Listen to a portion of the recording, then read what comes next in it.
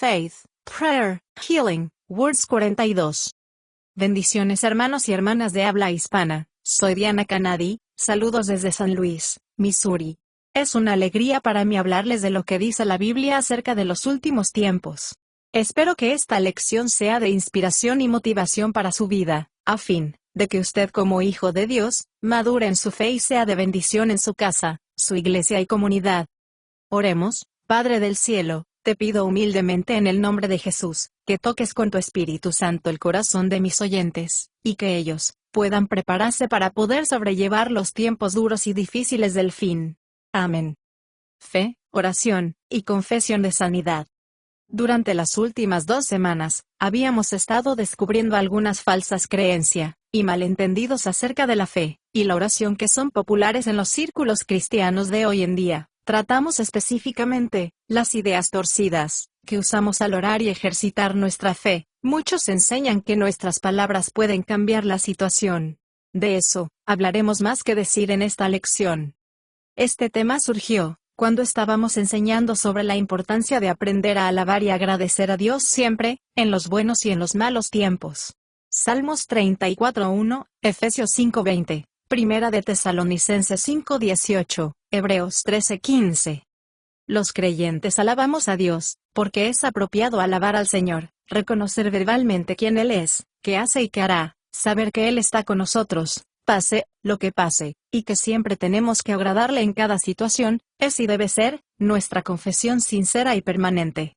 Salmos 107:8, 15, 21 y 31. La alabanza y la acción de gracias continua nos ayudan a lidiar con la vida en este mundo vencido y dañado por el pecado, donde los problemas, las pruebas, las frustraciones, el dolor y las pérdidas son parte de la vida. La alabanza y acción de gracias nos ayuda a mantener y confesar nuestra confianza en Dios, y no perder la esperanza que tendremos vida después de esta vida. Segunda de Corintios 4:17, Santiago 1 del 2 al 4. La mayoría de las circunstancias difíciles de esta vida no se pueden cambiar fácilmente, tenemos que aprender a lidiar con ellos. La alabanza y el agradecimiento continuo a Dios nos ayudan a enfrentar los problemas de manera piadosa. Estas declaraciones plantean otra pregunta. ¿No podemos usar nuestra fe y nuestras palabras para cambiar las malas circunstancias? ¿No dice la Biblia que podemos mover montañas y secar higueras? ¿No dice que podemos tener todo lo que deseamos, si creemos que lo tenemos antes de verlo? Estas ideas se basan en un pasaje que se encuentra en Marcos 11:22 al 24, que se usa fuera de contexto, mal aplicado y convertido en una técnica para conseguir lo que queremos. Esta idea se ha vuelto en nosotros el fundamento de nuestra fe, y en lugar de que sea en Dios realmente confiemos, por lo que es, ha hecho y por lo que hará en nuestras vidas con su poder. Ahora, estamos intentando aclarar estos malentendidos, y me doy cuenta de que estas últimas lecciones han sido desafiantes para muchos de nosotros, porque son contrarias a muchas enseñanzas populares. Dudar de enfrentar estas cuestiones es porque estoy convencida de lo que digo, y porque quiero que la gente no se esperance en mover montañas y matar higueras con tu fe, sino de alabar y agradecer a Dios. No quiero confundir a nadie, pero me gustaría contestar estas preguntas, ya que la idea de que podemos obtener lo que queremos de Dios, a través de nuestra fe y las palabras debe tener fundamento correcto. También, existe el temor por parte de la gente, de que, si nos desviamos de estas ideas, estaremos expresando incredulidad, y que definitivamente, no podremos mover montañas, ni recibir algún milagro. Pero, esta interpretación de Marcos 11 del 22 al 24, no están para cambiar las circunstancias, sino para enfrentar las circunstancias. Tenemos que ser consistente con las Escrituras, y tener cuidado, porque cuando no funciona esta clave, muchos cristianos sinceros quedan confundidos, desilusionados y enojados. En las 2 últimas ya hemos planteado estos puntos. Toda la Biblia fue escrito por alguien a alguien sobre algo, por eso, para interpretar correctamente en cualquier pasaje, siempre debemos considerar quién escribió o habló, con quién hablaba o escribía, y quiénes eran los oyentes a quienes estaban dirigidas las palabras. Jesús pronunció las palabras de Marcos 11 del 22 al 24, a un grupo específico de hombres, sus 12 apóstoles, con un propósito específico. Estos hombres dejaron todo para seguir a Jesús, y fueron especialmente escogidos por el Señor para llevar el mensaje de su muerte y resurrección al mundo después que Él regresó al cielo. Jesús hizo esta declaración una semana previa a su crucifixión. El Señor sabía lo que le esperaba por adelante, mucho de lo que dijo estaba dirigido a los apóstoles para ayudarlos a lograr lo que Él les encargó que hicieran cuando Él no estaría presente. Muchas de las declaraciones de Jesús a sus apóstoles, incluido Marcos 11 del 22 al 24, fueron garantías de que Él continuaría su obra a través de ellos con la presencia y el poder del Espíritu Santo. Esta cita bíblica no es una declaración para todo cristiano, para que pueda lograr lo que quiere, a través de la oración y la fe. En Marcos 11, Jesús maldijo una higuera que no tenía fruto, y los apóstoles comentaron lo rápido que el árbol murió. La respuesta de Jesús a ellos fue: tened fe en Dios. Marcos 11:22. El Nuevo Testamento fue escrito originalmente en griego. La palabra griega que se traduce fe, significa persuasión. Proviene de una palabra que significa conquistar o persuadir. La fe es confianza, persuasión. Es la creencia en la veracidad, exactitud y realidad de cualquier persona o cosa. La fe es una persuasión firme, una convicción basada en el oído. El elemento principal de la fe bíblica es su relación con el Dios invisible. Es fe en Dios. Esta fe proviene del oír acerca de Dios, quien se revela a nosotros, a través de su palabra. Nosotros, al saber acerca de quién es Él y lo que hace, logramos fe y confianza en Él.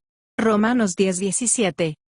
Se supone que los cristianos deben vivir por fe. Se nos instruye a ordenar nuestras vidas de acuerdo con nuestra persuasión de la realidad de Dios Todopoderoso e invisible. En 2 de Corintios 5:7, dice: vivimos confiando en Él, sin verlo, y por la fe ordenamos nuestra forma de vida, aunque no lo vemos. Esta no es una fe que cambia las circunstancias.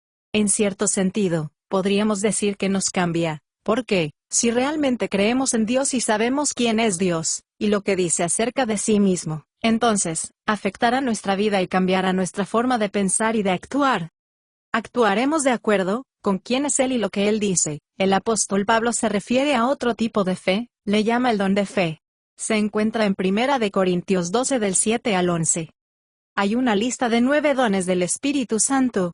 Estos dones son formas especiales en las que el Espíritu Santo se manifiesta o se demuestra, a través de los creyentes para ayudarnos a proclamar el Evangelio de Jesucristo. No voy a dar una enseñanza detallada sobre esto, pero se necesita alguna explicación. Pablo estaba escribiendo esta exhortación para corregir los abusos en la iglesia de la ciudad de Corinto. Mientras lo hace, nos da alguna información. Pablo escribió que estos dones se dan según la voluntad del Espíritu Santo, para el bien común, que nadie obtiene estos regalos por gusto, porque sirven para hacer su voluntad. 1 de Corintios 12 del 29 al 30. Uno de estos dones, manifestaciones o demostraciones del Espíritu Santo, específicamente, es la fe. La fe que hace maravillas. 1 de Corintios 12:9. Esta es una fe sobrenatural que puede cambiar las cosas, o hacer que sucedan por el poder de Dios, y no por nuestras confesiones y declaraciones. Es la confianza de Dios. Marcos 11:22, que nos lleva a tener la fe de Dios. No puedes dudar, si quisieres lograr lo que quieres. Así es como las personas a través. Esta es la enseñanza de estos tiempos modernos. Varios eruditos bíblicos de buena reputación creen que esta es la fe que Jesús se refería en Marcos 11:22, una fe especial que permitió a los apóstoles para hacer señales y prodigios. Esto concuerda con los relatos de las actividades de los apóstoles en Hechos, donde realizaban señales y maravillas. Hechos 5:12, Hechos 14:3, milagros especiales. Hechos 19:11, señales y prodigios poderosos. Romanos 15 del 18 al 19, señales, prodigios, milagros, dones del Espíritu Santo. Hebreos 2:4.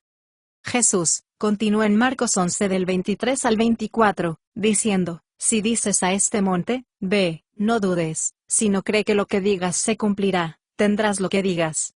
Por eso, cuando oréis, creed que recibiréis y lo tendrás. Vemos esto en acción en el ministerio de los apóstoles después de que Jesús dejó este mundo. En Hechos 3 del 1 al 9, Pedro y Juan se encontraron con un cojo que pedía limosna a la puerta del templo. Pedro dijo: no tengo plata ni oro, pero lo que tengo, te doy. El apóstol tomó la mano del hombre, lo levantó, y al instante sus pies y sus tobillos se enderezaron y quedaron sanos. Pedro sabía que tenía algo que dar por el poder del Espíritu Santo en él y, basado en las palabras de Jesús, tomó su ejemplo e instrucción, creyendo que, si oraba, se cumpliría. Jesús pasó 3 años y medio demostrándoles su poder a los apóstoles. Jesús habló a una fiebre y ésta se fue. Lucas 4:39. Le dijo a un hombre que tenía la mano seca que la extendiera. Mateo 12:13. Le ordenó a un cojo a levantarse y caminar. Mateo 6:9. Le dijo que se abrieran oídos sordos y se abrieron. Marcos 7 del 32 al 34. Para mucha gente hoy en día, la promesa a los apóstoles, de Marcos 11 del 22 al 24, se ha convertido en una técnica que usar para obtener respuesta a nuestras oraciones y lo que queremos de Dios. Ellos dicen que, si hablamos las palabras correctas, y no nos equivocamos, y creemos que tenemos verlo o sentirlo antes que lo recibamos. Después de mis 2 últimas lecciones, algunos de ustedes tenían preguntas sobre la sanidad y la confesión. Estoy diciendo que no podemos orar por sanidad con expectativa propias, porque nuestras palabras no importan, sino nuestra fe. Creo que siempre es la voluntad de Dios sanar, pero la forma en que le pidamos en oración por la sanidad no tiene que ser nuestra idea, sino la idea que nos muestra la Biblia. También creo en la importancia de nuestras palabras, y de aprender a hablar de acuerdo con la palabra de Dios, pero hay que tener cuidado, que nuestras palabras no se conviertan en una técnica desconectada de la confianza en Dios. Comencemos a abordar estos temas, familiarizándose con la popular línea de enseñanza basada en Marcos 11 del 23 al 24, que incluye la idea de creer, y decir que estás sano antes de ver o sentirlo. También incluye la idea de que no debes decir que no estás enfermo porque ya estás curado. La semana pasada, señalamos que nadie en la Biblia creía que había sido sanado antes de sanarse. Cuando leemos las descripciones del Nuevo Testamento, vemos a personas específicas que Jesús sanó, que ninguno de ellos creyó que había sido sanado antes de sanarse. Marcos 5 del 25 al 34, Marcos 10 del 46 al 52. Algunos me responderían de esta manera, que eso fue solo porque Jesús no había estado en el cruz todavía, pero somos sanados, porque fuimos sanados en la cruz cuando Jesús llevó nuestras enfermedades. Déjame preguntarte, ¿por qué entonces la epístola de Santiago, escrita después de que Jesús fue crucificado, dice que los cristianos debemos orar unos por otros para que podamos ser sanados? En Santiago 5 del 14 al 16, dice, si está alguno enfermo entre vosotros, llamen a los ancianos de la iglesia y que oren por él, ungiéndole con aceite en el nombre del Señor, y la oración de fe sanará al enfermo, y el Señor los sanará. Oren unos por otros para que podrás ser sanado. 3 veces diferentes, Santiago dice, que oremos entre nosotros por los que están enfermos, no dice que oremos por los que se creen enfermos, tampoco dice que les digamos que crean que ya están sanados, cuando todavía tienen síntomas, esperando hasta que Dios establezca la sanidad. Notemos, el resultado de la oración según Santiago, serán sanados, y el Señor lo levantará. El aceite no cura, ungir con aceite es un símbolo de consagrar o comprometer a alguien a recibir el poder del Espíritu Santo. Los ancianos maduros son personas que saben lo que están haciendo y pueden orar eficazmente. Santiago era medio hermano de Jesús, nacido de la unión entre María y José después del nacimiento de Jesús. Él se convirtió en creyente en Jesús. Después de la resurrección, fue líder de la iglesia en Jerusalén. Él habría estado al tanto de cómo los creyentes oraban por la sanidad después de que Jesús regresó al cielo. Sí, pero, ¿no dice la Biblia que por sus llagas fuimos sanados? ¿Y si fuéramos curados, entonces estamos curados? Esta frase se encuentra en el Nuevo Testamento, en 1 de Pedro 2:24, pero ha sido tomada completamente fuera de contexto, junto con otros versículos también sacados de contexto, como Marcos 11 del 23 al 24. Veamos el contexto de 1 de Pedro 2:24, recordemos, que todo en la Biblia fue escrito por alguien para alguien sobre algo, que estos pasajes específicos no pueden significar algo para nosotros que no significarían lo mismo que han significado para los primeros lectores. ¿Cómo habrían escuchado los primeros lectores? Nadie que haya oído o leído la epístola de Santiago, lo habría entendido en la forma en que nosotros ahora lo entendemos. Es posible que haya síntomas en mi cuerpo, pero no estoy enfermo porque por su llaga fuimos curados. Esta epístola fue dirigida a los cristianos que enfrentaban persecución por su fe en Cristo. Pedro le escribió para ayudarlos, a saber, cómo responder y soportar el sufrimiento poniendo toda su confianza en Dios. Él dijo, 1 de Pedro 2 del 19 al 20. Dios se complace en vosotros cuando, por causa de vuestra conciencia, soportar pacientemente un trato injusto. Por supuesto, no obtendrás ningún crédito por ser paciente, golpeado o recibir mal. Pero si sufres por hacer el bien y soportas los golpes, Dios está complacido contigo. En 1 de 2 del 21 al 23, Pedro les hizo recordar que Jesús es nuestro ejemplo, para responder a las situaciones injustas, sufrimiento y persecución. Jesús nunca pecó. Cuando lo insultaron, no tomó represalias ni amenazó desquitarse. Se entregó al Señor que juzga con justicia y fue a la cruz. Entonces, Pedro escribió 1 de Pedro 2 del 24 al 25. Él mismo llevó nuestros pecados en su cuerpo sobre el madero, para que muramos al pecado, y vivir para la justicia. Por sus heridas habéis sido sanados. Porque estabais descarriados como ovejas, pero ahora habéis regresado al pastor y supervisor de vuestras almas. Pedro reafirmó el propósito de la muerte de Jesús, liberarnos de la pena y el poder del pecado, restaurarnos a Dios, y haznos posible vivir con rectitud. Nadie en la audiencia habría escuchado esto. Como, aunque tengo fiebre y vómitos, estoy sano, porque por sus llagas fui sano. El profeta Isaías usó por primera vez la frase con sus llagas fuimos sanados en el gran pasaje profético registrado en Isaías 53:5. Los lectores de Pedro habrían estado familiarizados con esta profecía. En Isaías 53 del 4 al 5, dice, mas él fue herido fue por nuestras transgresiones, molido por nuestras iniquidades, el castigo necesario para obtener la paz fue sobre él, y por sus llagas fuimos curados. El punto de Isaías fue que nosotros, como ovejas, todos nos hemos vuelto a nuestro propio camino a Cristo. Sin embargo, el Señor puso nuestros pecados sobre Jesús, el siervo sufriente. Jesús fue dispuesto a la cruz, sufrió injustamente, para que los hombres y las mujeres puedan recuperen su relación con Dios. Isaías y Pedro tenían en su mente solo la sanidad física. Ellos creían que a través de su sufrimiento y muerte en la cruz, Jesús abrió el camino para que seamos restaurados, y vueltos al propósito en que fuimos creados, como hijos e hijas santos y justos de Dios mediante la fe en Él. La misma cruz que abrió el camino para que seamos restaurados a la justicia, y liberados de la culpa y del poder del pecado, no abrió el camino para que fuéramos restaurados físicamente por el poder de Dios. Esto incluye sanidad y fortaleza en esta vida, y la resurrección del cuerpo en el regreso de Jesús. Sí, que estamos sanos, mientras estás enfermo, y negarte a confesar que estamos enfermos funciona, que debemos continuar orando y sintiendo hasta que funciona. Para la mayoría de las personas, la sanidad es sobrenatural, porque después que oraron fueron al médico y el médico certificó que había recibido un milagro. No me opongo a los médicos, a la medicina ni a pedir ayuda a los médicos. Lo que digo es que Dios sana por medio de un milagro y por medio de un médico. Creer que estás sano mientras estás enfermo, y negarte a decir que estás enfermo no es el patrón de oración. Esta idea no vemos en el Nuevo Testamento. Vemos la impartición de poder, a través del contacto o la imposición de manos. Cuando Jesús sanaba a las personas, las tocaba con frecuencia. Mateo 8:3. Cuando los apóstoles oraron por gente, también los tocaban. Hechos 3:7, Hechos 28:8. Antes de que Jesús regresara al cielo, dijo que estas señales seguirán a los que creen. En mi nombre pondrán las manos sobre los enfermos y sanará. Marcos 16:18. La imposición de manos tiene varios propósitos, es una doctrina cristiana fundamental. Hebreos 6 del 1 al 2.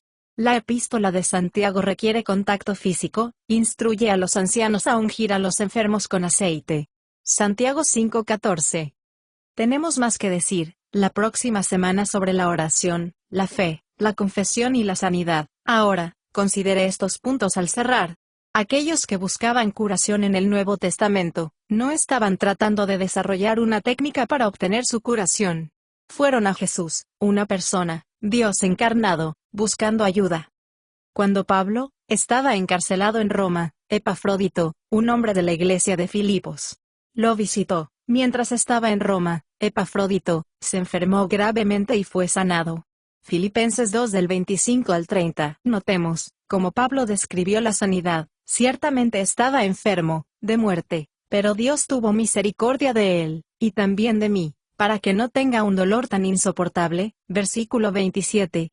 Notemos que Pablo no dijo nada a Epafrodito, que confesara y que refutara sus síntomas, solo creyó a Dios y fue sanado. Notemos también que Pablo llamó a esta sanidad misericordia. La palabra griega, traducida misericordia, significa tener compasión, es asumir la necesidad a pesar de nuestra condición y recibir el milagro. No tengo todas las respuestas, solo estoy tratando de volver a lo que dice la Biblia. Que la falta de sanidad es un problema, no por la falta de fe, sino porque han surgido tantas ideas torcidas y fuera de contexto que causaron fin. Hasta que no abordemos honestamente nuestra fe y hagamos una confesión bíblica, no creo que recibamos sanidad divina.